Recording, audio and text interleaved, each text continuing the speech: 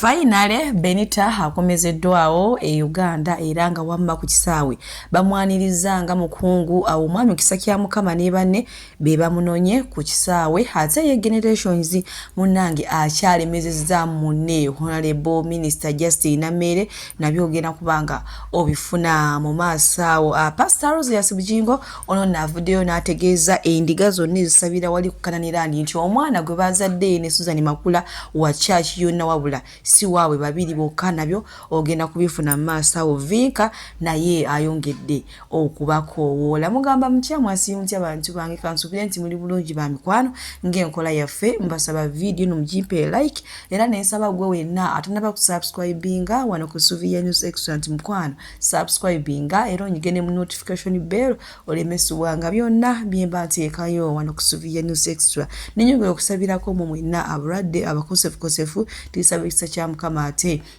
kibatuukeko ba mikwano. Suvi Airport Pickup and Transport Service banange tutambuliza ddala ate abantu. Sheikh Ashrafu Dembe musomi wa dduwa akola ku nsonga z'amaka oyagala kufuna butuuze bwe business nga tezitambula bulungi mukubireko agenda kusomera ate edduwa munange nkutandise ne Benita ono omwana yanyiga n'addiza Minister Justin Namere sente ze miliyoni 5 Munange olunaku olw'ejjo yakomyewo Uganda era nga bamwaniriza kwe kwabadde ekisa kya Mukama wamma convoy namba wali ey'amagye nga yeemuliko be bamugulira oluggi be bakoze ki naye yadde bamusanyukidde ne bamubuuza ssente z'abadde akolera omwezi n'abagamba miliyoni 3 era ekisa kya Mukama yagambye nti bagenda mufunira omulimu mu gavumenti naye yagambye nti generation takusiruwaza minister asigala minister ata omunange Benita n'atyamu ko bambi nati mwasaba mutubangu byanoonya bulamu omusalo badde ofuna settlement ebituufu enseera miliyoni 3 mugenda kakasa nti State House ewa omulimu mwade mwasaba mulowooza obulamu bumulemye gwalumizza ensi omutwe ate n'obalaga nti oli mutagga ku mutima obusere n'obuzaayo naye mwana gwe oli mukazi nze sizaayo ezakuluma tukolera ebaaso Benita munange ye ku kisaayo wali bamunonyenga mukungu kisa kya Mukama akulembeddemu abamukimye era nga bamunonyenga mukungu banange eyo gyabadde omulimu gye bagumulemesezza abadde afuna miliyoni 3 buli mwezi naye kyempuliddeko bagenda mufunira omulimu mu gavumenti naye nga bwekuzaako eno ewa Vinka banange fenna lunaku lwaleero twolekera ate ku cricket oval okuwagira mwana muwala ono Vinka weewaawo abantu abamu baagala okuttira omwana muwala ono oluvannyuma lw'okuddira ebifaananyi ne buvidiyo mu biseera biri ng'anoonyeza bbaawe akalulu omanyi bbaawe wa NRM kati bagambye nedda gwe Vinka oli ku sayidi y'abanyigiikiriza ffe tugenda kujjayo biki bibugenda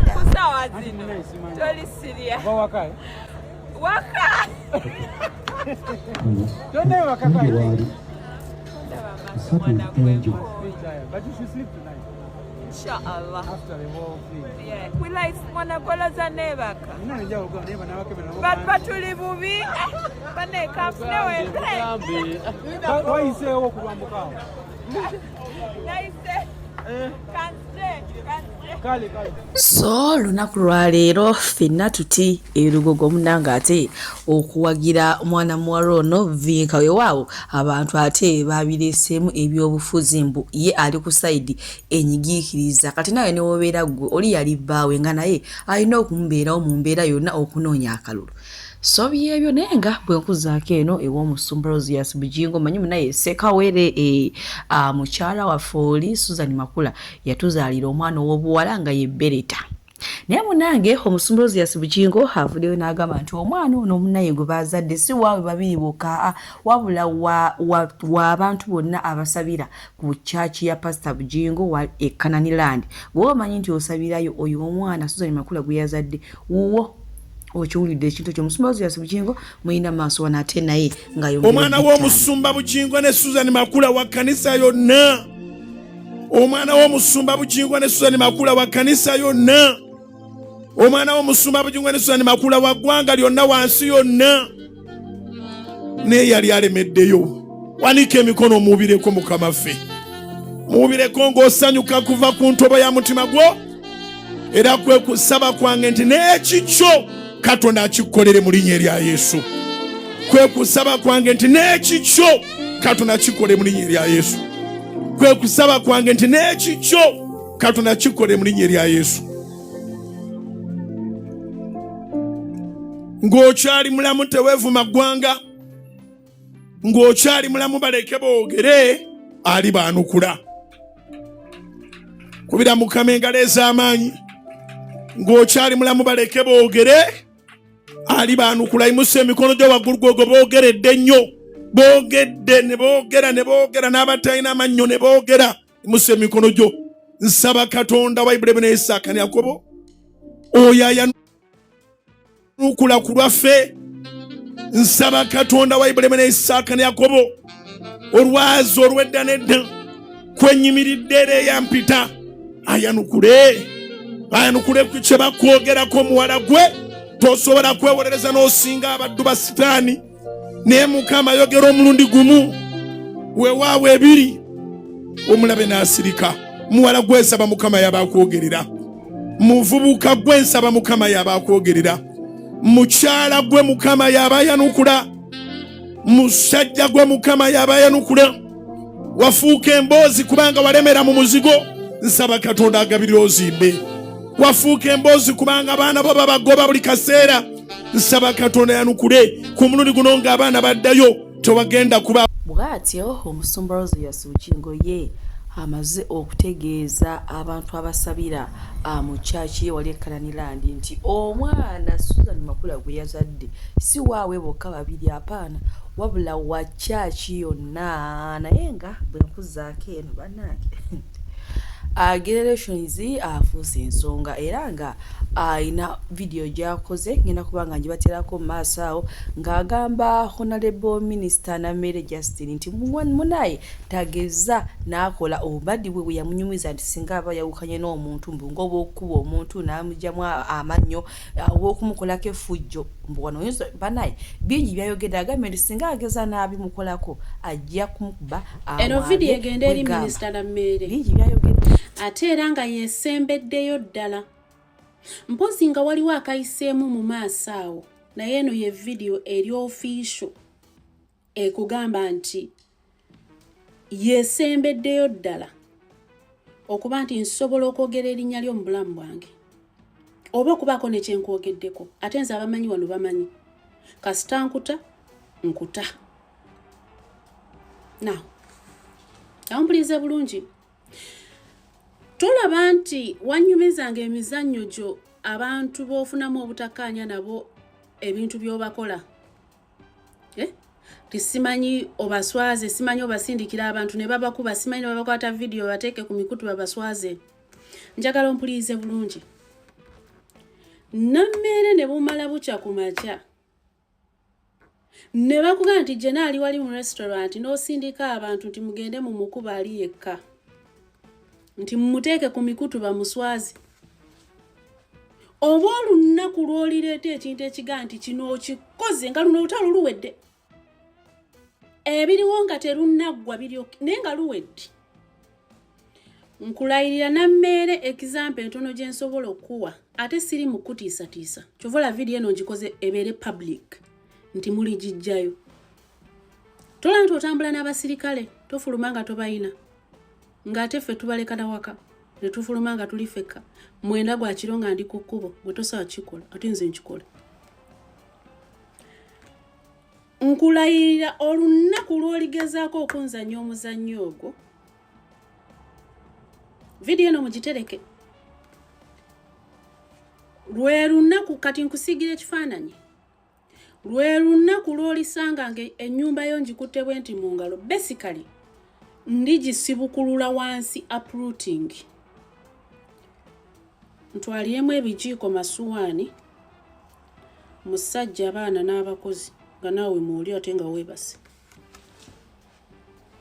Ngezaako okugamba nti bwe mba mmaliriza naawe olutalo ndumaliriza. Oli waddembe okunsanga n'ombuuzaako oba n'otambuuza, siina buzibu naawe. naye koomala oleeta omuzannyo guno ogw'okwagala okuwangula swaza simanyi eyo after ng'ate eri ku ground nkulayirira tujja kuzannya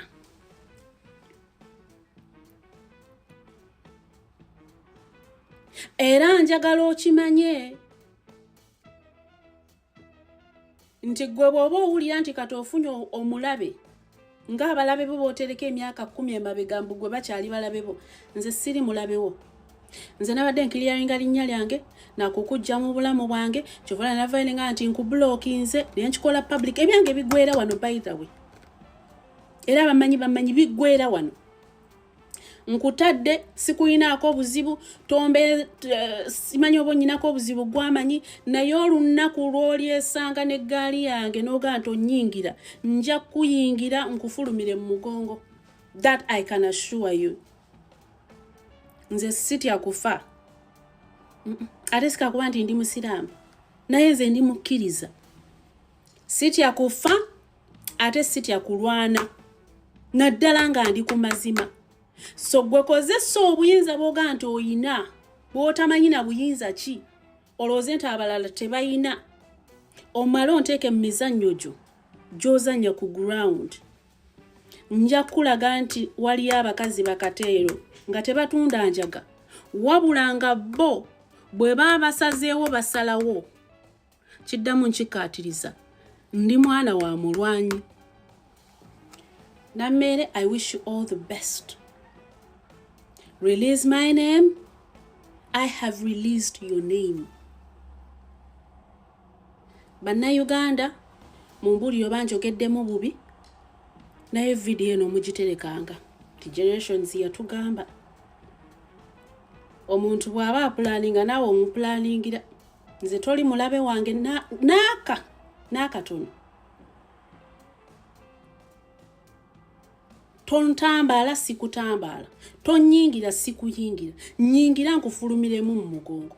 Generations bwatyo munnanga ateebwawo ninze minister nenga minister asigala minister bannaye tuleme kukyerabira ekyo.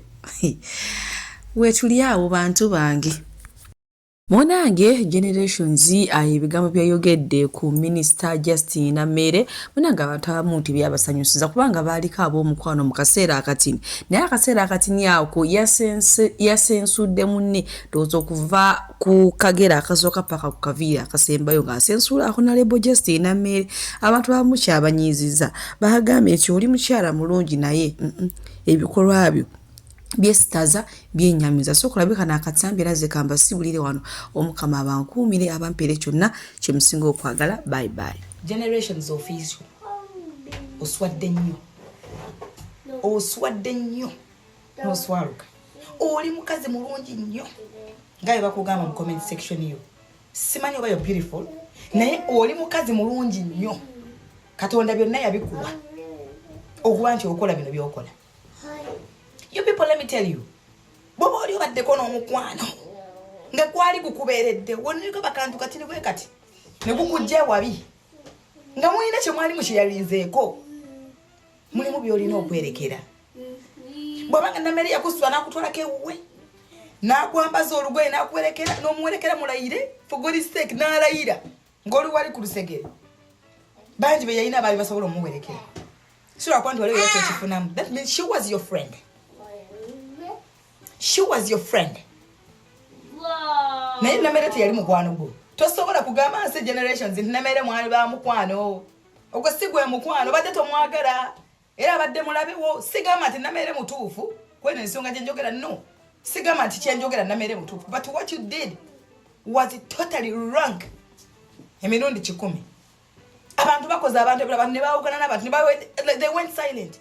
Nensine tebayana kikyabaawo. Naye gwe n'okolera mukazi muno episodes. Abadde mukwano gwo nga n'ensi ebalaba. Lowooza ku mukazi okyayitamu nga ne bbaawo abadde akulaba ojje ewuwe. Because of Benita. Benita, who's Benita? You know? Who's Benita asobola okuvaayo akwambula engoye bwotyo? Weeyambudde. You're not a blogger. Tonyumira bwa blogger. You're a very beautiful woman. Alina okutuula waka bbaawo amugambe nti baby va mu ntalo za social media. That is you. Naye ate yo position ojejjamu ate n'oyeteeka mu yaba blogger. you know. So I'm feeling bad because bantu mwete muyina mikwano nabagamba dda muve ku bakazi abakazi bazibu oba n'omuntu naye ngambe gawo ate let me tell you guys n'omuntu gwolete wegendereze nnyo omuntu gwosembereza bbaawo omuntu gwosembereza family yo omuntu gwolete akumanye be careful n'ebintu ebyo nze wana ewange sikyazaawo even my man knows nze wajje wange n'oba mukwano gwange eba nsonga ekulese ddala eba nsonga nze nakoowa generations muyigenga okwesonyiwako ku bantu bembadde mukolagana nabo omukazi wabalina byali akuyambye mumuleke wemba mwapatinze wezi go silent you know teshina kye kikujjako naye namera oli mufere small one center Tanzania onwanziza yakukako oli mwana muto toli mwana muto buli kye yakukozesa wakikola omulaga nti you're a friend to her tewali kye yakukaka so bane mube n'emikwano muyiga okwesonyiwa embeera newebetegenze bulungi wakati w'omuntu you know kintu kwesonyiwa kintu kikulu nze kamba weya ka scenario katono I had a friend of mine nga mukwano gwange nandikodinga nayogera naye ku ssimu nga njogera ku musajja wange nandikodinga donali sogera bibi ku musajja but you know that conversation between you and your friend nga we oluza mama nye bikukwatako she recorded me nawo omusajja audio guy nampa audio I'm telling you Natura went nengamba naye ngenda kukolera ekiwala kino video ku video ne bawacho because yamwa audio nganze kimenye bulungi n'omusajja omwana gwalina mu nyumba y'omusajja si wowe nga I know the truth nga n'obujulizi mbulina nti omwana si wa musajja gwalina but I kept quiet lwaki Natura went ndabulamu nengamba no trophy you don't deserve this you know and she's not worthy your time and reply nabanga obudde ngena bamutadde mu bungi okujja no muvume mu proving n'omusajja akolechi nengamba let me just leave it to God naye Katonda amala n'asasula abantu kati so bw'omanyanga kikyoli wezitoye right now generations official Caribbean akuvuma nti oli malaya wali Malaysia wakolocha because go nyini uleta composition yeyo bito yoto jongedeko value amabina go ina ne figure to byongedeko value bamu wa bloga weise ngo mukyalo yo gwekala bakulabe mu ekifaananyi ekyo I know so kuma because wanfumako before yanfumako by the generations kwa yo saga message yanfumira kera banegu mukama wa amani okulaba nti ne mtu yapeninga mwezi go munana byonna bino I'm even happy ne unya Katonda yavumako yo mukyala nankola video nangambo kyambalo olubina simanyo opayira kisibo olubina bwekiti oyo bayomba naye that was your statement but even me my time I asking myself nti gole pite yo nayo nagwe yanbale ku social media kuno ku TikTok ngolinga blog olekanensi because of Namere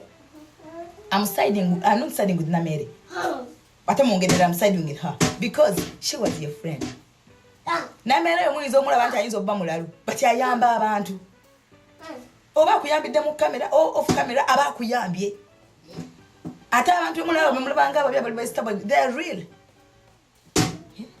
tena vayo kuvuma kigambo n'eki ne videos omukolera one by one kiraga toli mukwano gwe era towali era tobangako